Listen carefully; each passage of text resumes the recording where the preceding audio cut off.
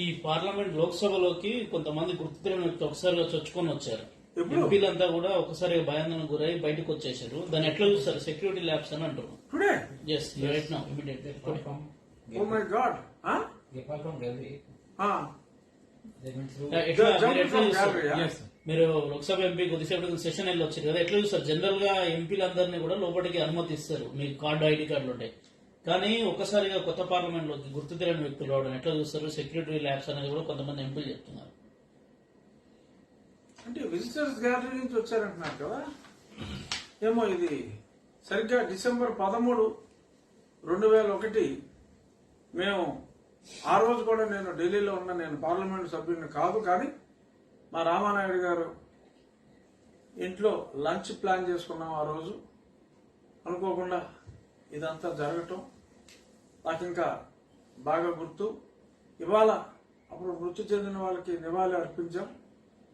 మరి ఇందులో డెఫినెట్ గా ఇదే రోజు ఇలా జరిగింది అంటే ఏదో కుట్ర ఉందనే మనం భావించాలి. దీన్ని చాలా లోతుగా చూడాలి. It's really shocking. నేను ఈ రచ్చబండ ఉందని చెప్పి నేను ఇక్కడికి వచ్చేసా. ఎన్ని గంటలకి? 1 o'clock. కొద్దిసేపటి కదా సార్? కొద్దిసేపటి క్రితం. అంటే పార్లమెంట్ లంచ్ బ్రేక్ కూడా ఉంటుందిగా. చేశారు అంటే ఆల్రెడీ ఎంపీలంతా ఉన్నారు, ఒకసారి తీసుకొచ్చేస్తున్నారు. ఒక్క నిమిషం. రాజ్యాంగాన్ని కాపాడాలంటూ నినాదాలు చేశారంట. అలా లెక్కాడు.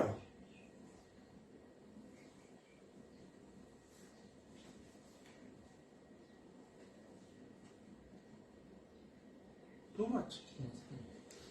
ఇంత పెద్ద సెక్యూరిటీ వ్యవస్థ ఉంటుంది, ఎట్లా చూస్తారు? అంటే గతంలో మీరు చాలా సందర్భాలు వెళ్తుంటారు, నార్మల్ పబ్లిక్ అయితే రాని. Something also.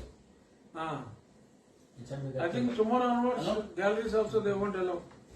Anyhow, ఇది హఠాత్ పరిణామం.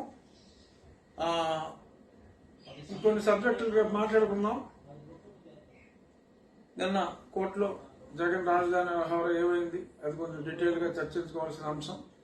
అది రేపు మాట్లాడదాం. ఈ హఠాత్ పరిణామానికి మళ్ళీ జరగకుండా ఉండాలి.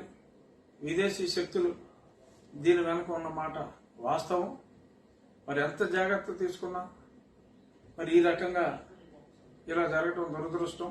ఏదైనా ప్రధాని నరేంద్ర మోడీ గారి సుస్థిర నాయకత్వంలో ఇటువంటి అరాచక శక్తుల ఆట ఆయన కట్టించగలరు. మన దేశం సుస్థిరంగా, శత్రులు దుర్భేద్యంగా ఉండాలి అంటే as we have the right leadership here. ఆ లీడర్షిప్ కింద మనం డెఫినెట్ గా సురక్షితంగానే ఉంటాం. బట్ దీని వెనుక ఏ దేశం కుట్ర ఉందన్నది మనం అఫ్కోర్స్ తెలిసిపోతుంది, ఇవాళే తెలిసిపోతుంది.